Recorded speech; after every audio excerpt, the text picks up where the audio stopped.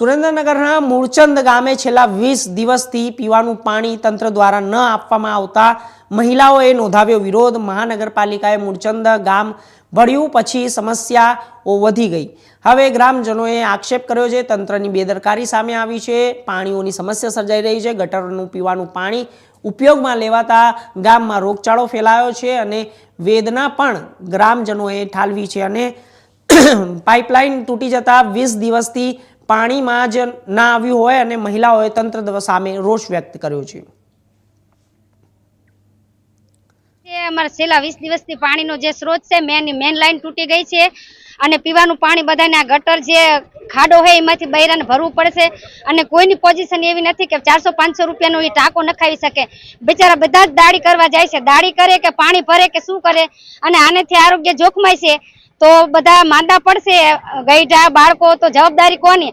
આના પહેલા મારે પંચાયત હતી તો આવો કોઈ પ્રશ્ન બન્યો જ નથી। આ મ્યુનિસિપાલિટીમાં ફરી અમારે શું કરવું? કોઈ પ્રશ્ન કોઈ અહીંયા આવતું નથી, જોતું નથી। કચરાની ગાડી આવતી એ 2-3 દી આવી, હવે ગાડી પણ નથી આવતી અને આ પાણીનો પ્રશ્ન અત્યારે ઉનાળો આવે છે તો ઉનાળામાં બધાને પાણી જોઈ, જલ્દીથી જલ્દી અમારું પાણીનું નિરાકરણ કરો।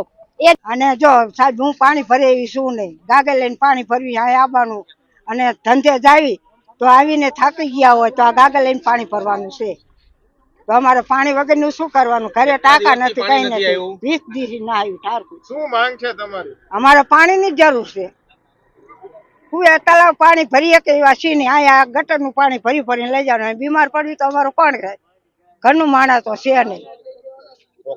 મારું નામ હંસાબેન પી ગેરડિયા છે। હું મૂળચંદ ગામની જ રહીશ છું। અત્યાર સુધી અમારે પાણીની સમસ્યા નથી પણ છેલ્લા 15-20 દિવસથી કન્ટિન્યુઅસ આ પાણી જે રહ્યું એ એમના માલ્યું જાય છે। પબ્લિકને પાણીનો પીવાનો સ્ત્રોત જે ગણો એ આ જ છે। પીવાલાયક પાણી છે, આ નથી વાપરવા જેવું કે નથી પીવાલાયક, તોય પબ્લિક આ જ પાણી વાપરે છે તો આનું જવાબદારી કોણ લેશે? આ કોર્પોરેશનમાં અમને લીધા, ગ્રામ પંચાયતમાં હતા તો અમારા કોઈ પ્રશ્ન જ નહોતા। હવે આ કોર્પોરેશન અત્યારે શું કરે છે? 20 દિવસથી આ પબ્લિક હેરાન થાય છે, એની જવાબદારી કોણ લેશે? આ જો બધા લેડીઝો પાણી ભરે છે એ શું પીવાનો સ્ત્રોત છે? આનાથી પબ્લિક બીમાર થશે, બીજું કઈ આનું થશે તો એની સોલ્યુશન કોણ લાવશે? આરોગ્ય વાળા કોઈ જવાબ નથી દેતા, આ નહીં કરતા તો આ બધું જે છે એ પાણીના પ્રશ્નો છે। લેડીઝને રોજ ઉઠીને પાણી જોઈએ, જેન્ટ્સને જોઈએ પણ પાણી તો લેડીઝને જોવાનું।